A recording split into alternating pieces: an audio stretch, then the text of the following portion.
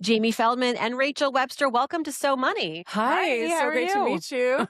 The Debt Heads meets So Money. Why have Yeah, we I waited know. so long for this engagement? Man, I yeah. think because like debt heads and so money feels like maybe an oxymoron a little Yeah, bit. Well, definitely a you're culture both clash. So Money now. I mean, It's true. let's talk about the origin, right? So, Mhm. Deadheads, your podcast is essentially a true crime personal finance podcast Yeah.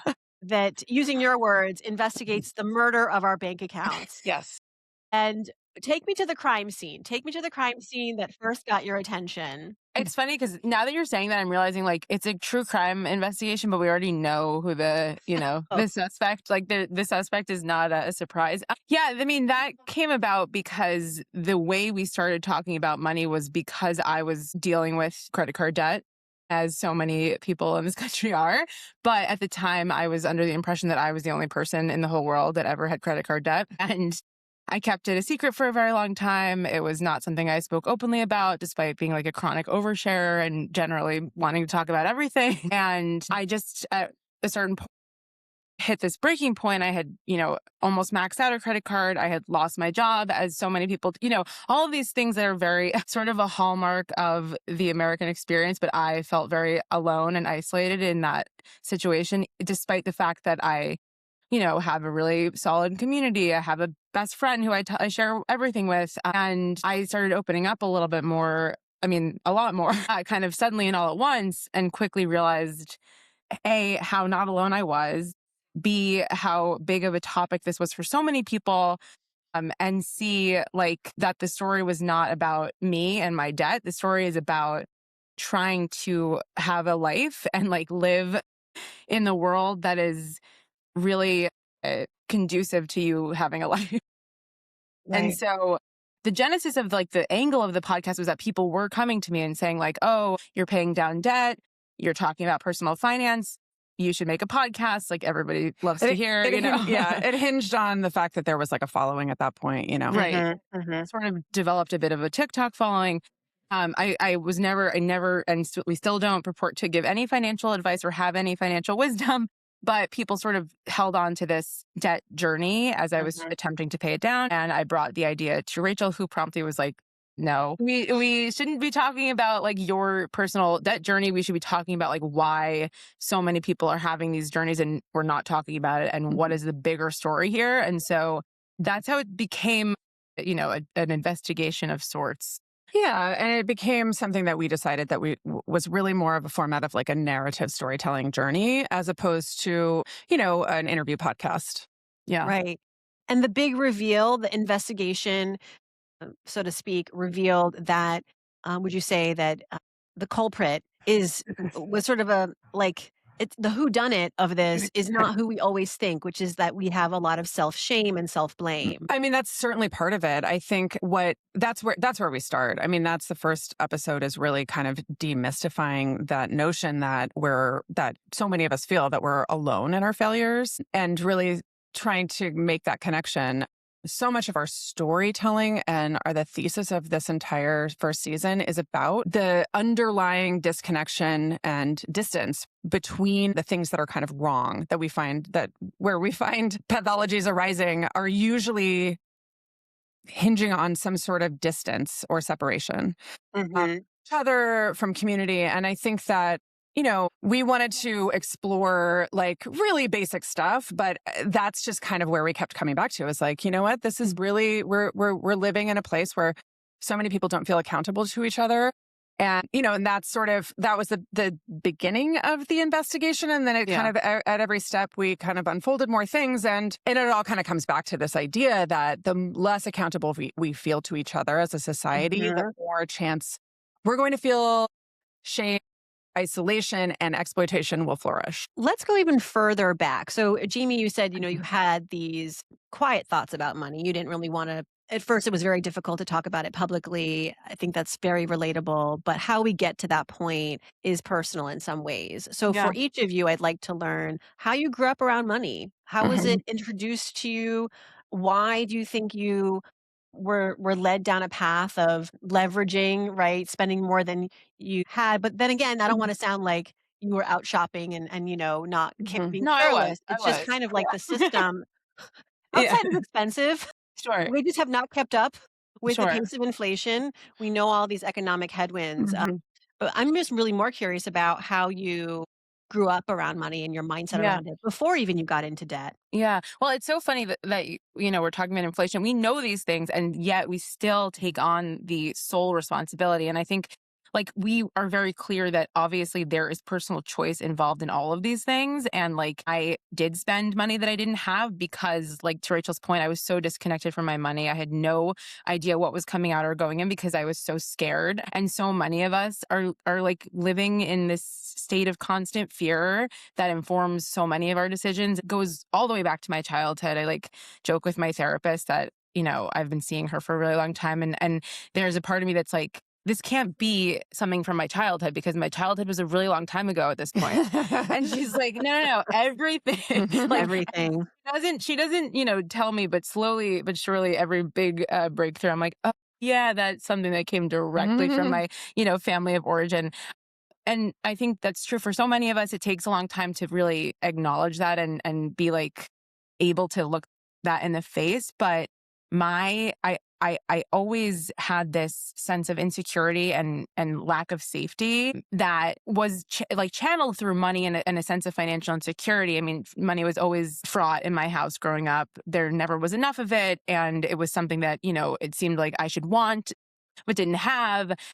And there was a sense of trying to fit into these worlds that I maybe didn't fit into because of that. Like I was seeking safety. I grew up, going to summer camp, for example, where like, you would go to summer camp and the girls would have something that you would want. And then you're like, I need to have this thing because all the girls have this thing and I need to be able to have that so that they like me and that's my worth. And I'm showing up here and that's why they like each other, as Mhm. opposed to like, no, no, no. People like you because you're you and because of like your who you are as a person, hopefully. The right people that are in your life for the right reasons. But, you hold on to that forever. Living from a place of scarcity, living from a place of fear, not being sure of yourself, not being sure of your value and your worth, like it leads to any host of issues, whether that's like romantic or, friendship Mhm. or spending, like, codependency is something that comes up for us a lot, where it's like my worth is determined by how often I say yes to what you want to do, even if it goes against my beliefs, even if it takes me away from like what I know is the right thing to be taking care of myself, because I don't want you to be uncomfortable. And so you sacrifice your comfort for someone else's. And often that involves finances as we grow up and become people in the world. And the way that we spend time together is usually some form of consumption, financial consumption, that Mhm. we've been taught to communicate or connect in that way. Mhm. It's never really about the money, right? It's No. it's about all the other things. Money is Yeah. just a tool. Like how would you said you're not an expert, but I would say that after doing so much work in this space, you have come up with some belief systems, right? Mhm. Around you've had to change narratives around what money represents and Mhm. what debt represents and Mhm. what being rich means. Can you tell me about some of those breakthroughs that you've had since doing the podcast and even now you're in season 2 and I think you're out of debt, both of you, right? That is, no, That's not the story. No. So I think the big headline is that for Jamie and probably for myself, but especially for Jamie, it's like it's a different relationship with money. And so, just to answer your first part of that question, which is like, what does money represent? Money is a proxy for our security. That is very much how we have organized our society. We live very individual lives. There's a nuclear family. You're responsible for your own finances, for better or for worse. And so that will, become this proxy for your security, your sense of security in the world. It manifested very differently for me from how it did for Jamie. But I think all of it kind of leads us to this idea of like, it's my self-sufficiency. I'm personally responsible for everything. And I think it ignores a lot of these other structural factors that make it very hard for people, especially people who aren't necessarily good with math or don't care about these things, you know? And I don't think that, I think we kind of expect everybody to be really good at this stuff. Or and feel bad about it if they're not good at it. yeah. And it is simple. You know, it is like there are very simple tools to be better at this stuff. But it's looking at that only and in like a vacuum is sort of problematic, I think. Especially when people are finding themselves failing for all of these other reasons, you know, And even being bad at it is one of them. But like increasingly precarious situations. Yeah. But I mean, you can speak to the fact that you changed a lot of your behaviors for the better. I mean, I changed my life completely. I would say I'm like a completely different person from when we started making this project. In so many amazing ways. I hope no bad. I mean, you know, I'm not a perfect person. You're despite, not. I only have perfect guests on this. The big reveal is that I'm perfect, that I've never done anything wrong. No, you know, when I started, and I've said this a few times, you know, I say this all the time now, but when I had, you know, all this credit card debt that I was ignoring and I had no understanding of my financial life, I had acknowledged that was struggling with mental health issues. And I acknowledged that I had no grasp of my finances, and I did not see the connection between them at all. Mhm. Like they were two completely separate entities in my life, and I would deal with one of them eventually. And, you know, I did have a full-time job for, you know, a long time in this day and age. It was like 7 years. And so I could, you know, there was always a paycheck at least coming in, so I could sort of skate by, even though I was, you know, very much living paycheck to paycheck. I wasn't budgeting. I had no idea what I was spending my money on. And the initial shock of doing a spending audit that very first day, sitting right here at this desk, like sobbing because I just was so emotional about it. Because like Rachel said, it's not just about being good at math. It's about being able to confront a very, very scary thing. And when you have to do it by yourself, it can feel impossible. I was very lucky to have a very understanding and, you know, great friend with me. But, you know, my values system, like I realized in that moment how disconnected my habits were from my values. And, you know, I've also said this before, but like I am a writer, I'm a storyteller, I, you know, fancy myself a comedian of sorts, and I never took that work as seriously as my social obligations to other people.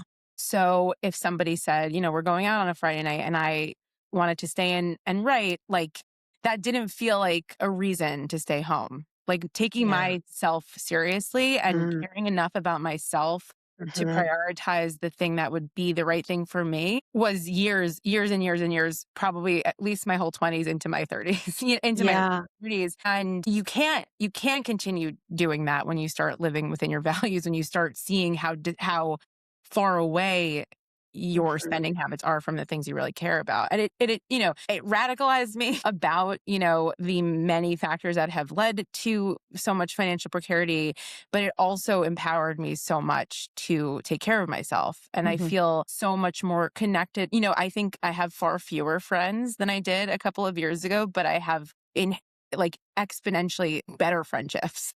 Right. You know, like I would spread myself thin. I would be like, I have to go to 3 birthdays. You know, this is a long time ago. Now I'm really going back to like 23-year-old Jamie. But like, you know, I was like, I have to go to this birthday and this one in the same night. And I have to take a cab there because I'm not going to make it with cake. And then everyone will be mad at me and be like, we knew you were a bad friend because you didn't, you know, things like that. Oh my So God.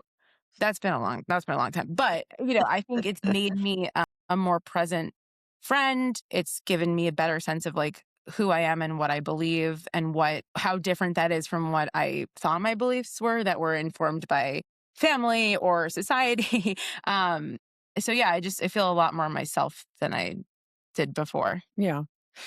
Sorry, go ahead.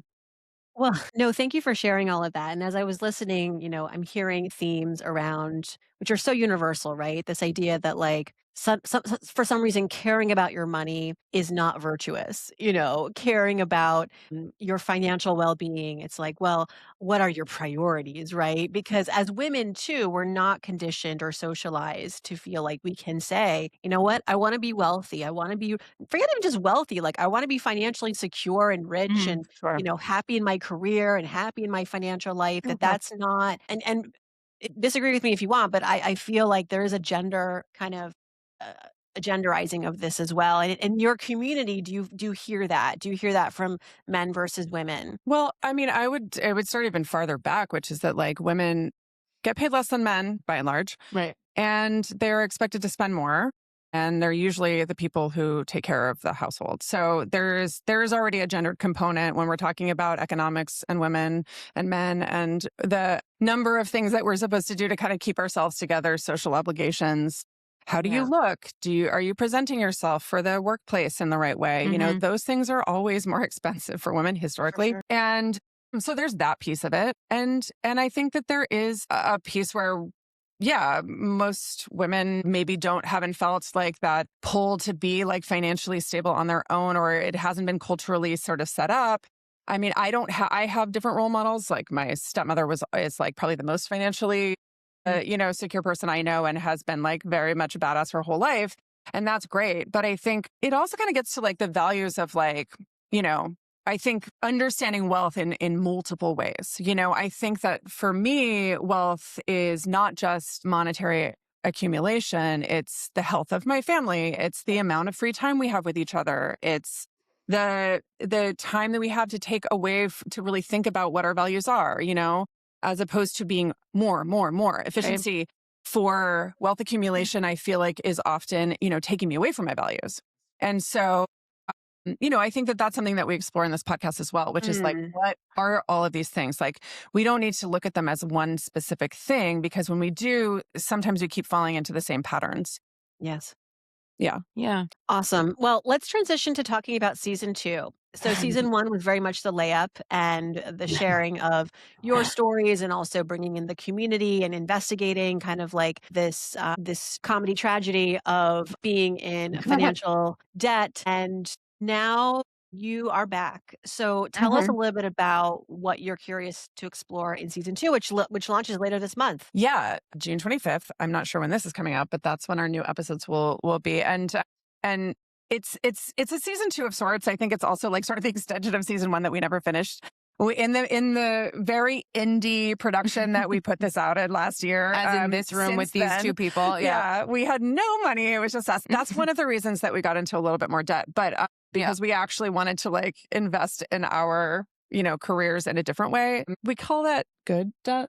Yeah, sure. In any case, That's in line with our. It's called an investment. It's just called an investment. Yeah, exactly. We're calling it a life tax.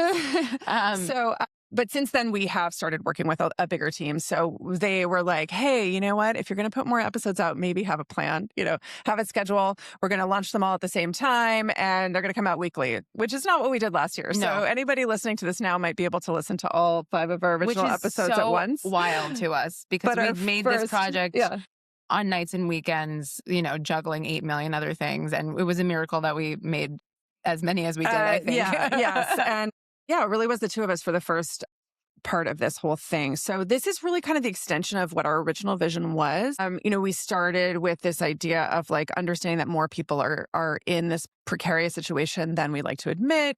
And then kind of identifying some of these, aspects of our consumer economy that have Contributed very heavily to people's, understanding of money and their obligations to participating in society. I think the credit industry is inherently predatory, and that is something that not a lot of people really think about when they're told to, improve their credit scores.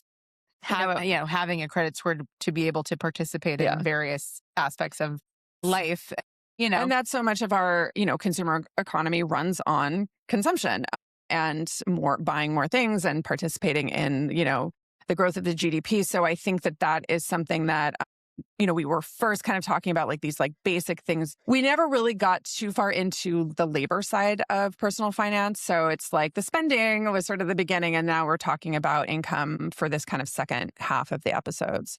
So yeah, we're going to be exploring the various ways that we have succeeded and failed in the working world and how it's changed and how we're kind of living at this, critical moment in time right now where a lot of people are questioning, like, what is job security? Right. How does one, be financially responsible when so much about your income is dependent on things that you really don't have control over? It's really hard to make decisions about how you're going to invest in your education and your career path. And so, yeah, we're bringing up a lot of that stuff and kind of questioning, how all of it ties to this like greater question of like, what What, are yeah, humans going to do on, on our path on our towards one livable planet. on our path towards kind of the climate crisis. I mean, we do have to Wow, yeah. face that at some point. So I think we're kind of trying to tie all these things together and ask this bigger question of What really is debt? well, yeah, and what are and how do we define all of these things in sort of one from one perspective, and how can we look Yeah. at them from other perspectives? I can't wait to hear your episodes. It sounds very existential, but It's definitely this is the zeitgeist right now. This is where all of our like deep thoughts right before bed are, Yeah. and then I wish um we would have said that we planned it, and I'm sorry to say that like it's actually good news for us that everything seems to be getting worse. not good Not news. good news. it's for great us. content. Great content. It's good for the content. Yeah. I have a memory of back in the day. I want to say this was like 15 years ago. I went to a college campus to give a talk, like just this like town hall about the importance of, saving and how to pay off your credit card bills and why you should pay off your credit card bills. And these are college students. So, everybody had credit card debt. Mhm. I did for sure. And this one student raised his hand, and I'll never forget. He said, "So, what if I just don't pay off my debt? Like, what's the worst that's going to happen?" And I remember, and if I had to go back in time, I probably would give a different answer. I'd be like, "Do you, man? Like, and Yeah. call me when shit hits the fan, right? Because it will." But I got kind of first. I was like, "Oh, he's just trying to be like a troll at this Yeah. event." Yeah. But what do you hear in that question? Because I hear like, and just perhaps a feeling of defeat, like. Oh, Absolutely. I had friends who actually did feel this way and they didn't raise their hand in town halls to ask it, but they definitely felt like, what is the point? I'm just always going to have debt. This is just my life. And Yeah. what would you say to that person? Yeah, I mean, it does feel impossible when you're paying over 20% interest on something that somebody told you to do. I mean, we are told to get credit products, and these are really, really, really high interest rates. And I think that there's another piece of it, which is that like, yeah, shit will hit the fan down the line, but for a really long time, nothing It won't. happens. And it's Yeah. because it's profitable. Right. It's propping up this entire banking industry. These Yeah. fees and these interest rates. That is a business. And so there will be eventually a consequence, but for the most part, this is allowed in our culture because it's profitable. And Yeah. so I think that, there's a reason why people feel this sense of, is it cognitive dissonance? That this like, I'm supposed to be doing this and there's kind of no consequences. And everybody's like, keep buying stuff because that's good for the economy. I mean, it is hard to kind of wrap your mind around like the consequences of our bad actions. And I think that that's one of the things we want to talk about at the end of this season, which is we are so separated from the consequences of our lives. There's because of the way the economy works, like there isn't an immediate consequence to these behaviors. They're sort of encouraged, for the most part.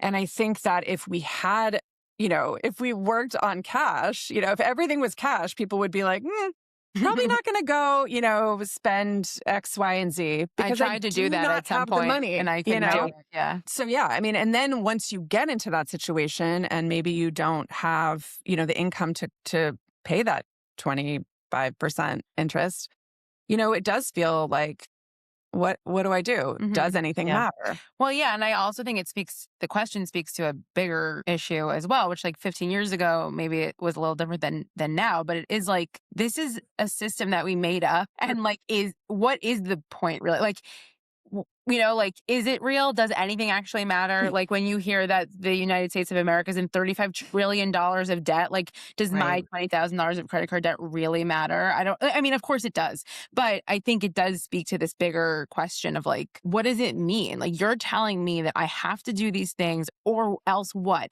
And then you tell me that that's just the way it is. And I feel like a child because I'm like, why? Right. And there's no real answer except like, this is just the way that it is. And this is how it has to be. And I don't think that's an answer. And to answer his question or your I hope we question can about find if him, he's listening. Yeah. I mean, it really comes down to like, do you feel weaker when you have this situation? And I think most people do. It's like, you don't feel empowered when you feel financially compromised. So the Yeah. first step is like, this should be about your well-being, right? Like Mhm. it was the same with Jamie. It's like the first thing is to address like, how do you feel? How can you feel more empowered? But it is a constant battle because we do work in a society and an economy Right. that benefits off of people's shame and their struggles and their financial precarity. So, I mean, it's like, I would hope that people could find that strength in themselves, but it really has. This has been such a phenomenal conversation. I love it.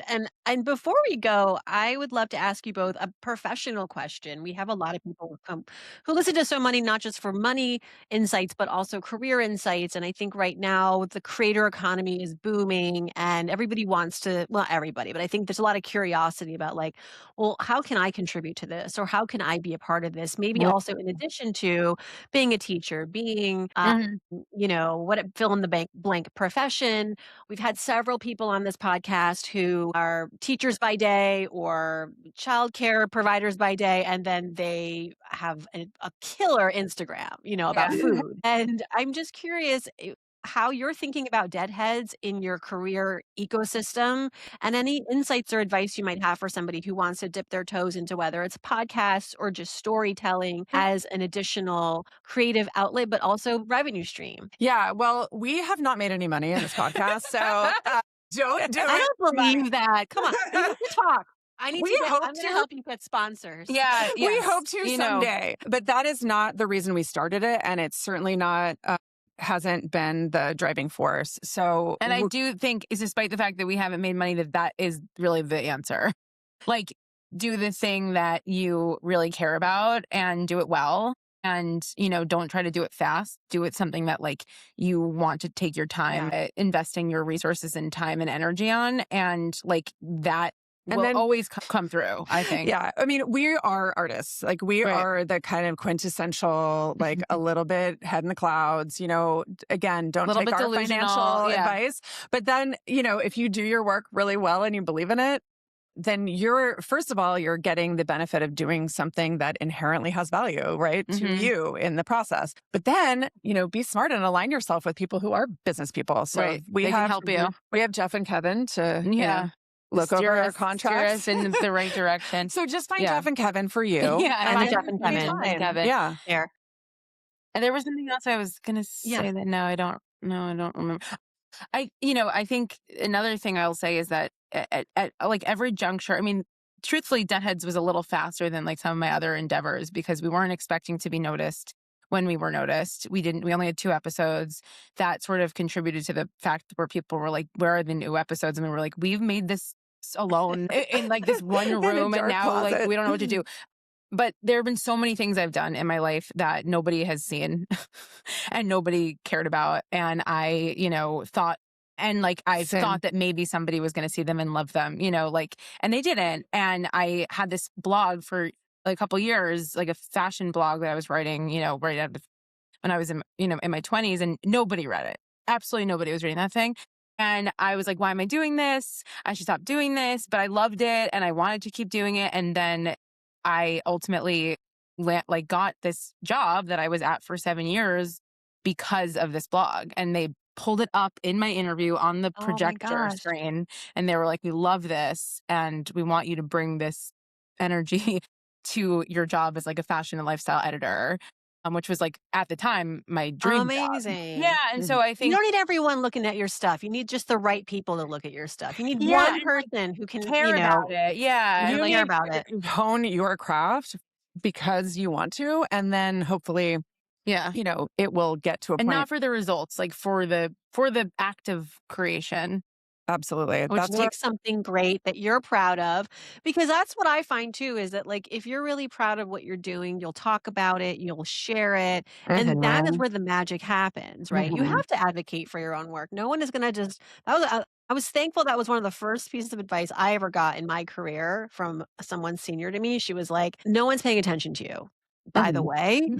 So it's not to be offensive or to say your work's not valid or worth it. It's just everyone's head down and doing their thing. Sure. So, and now that was also 20 years ago. We didn't have outlets to, promote our work, but Mhm. do that, right? And So, yeah, I love that, and I love where Deadheads is going. I'm tuning in. I am subscribing to season 2, Yay. and I really appreciate the all the work really that you've put into this and bringing a community get together around this, galvanizing. It is not lost on me how much work it is and that how much impact you're making. So congrats and Thank you keep so going. Thank much. you. Thank Really you so appreciate much. it. It's so Yeah. lovely chatting with you about this.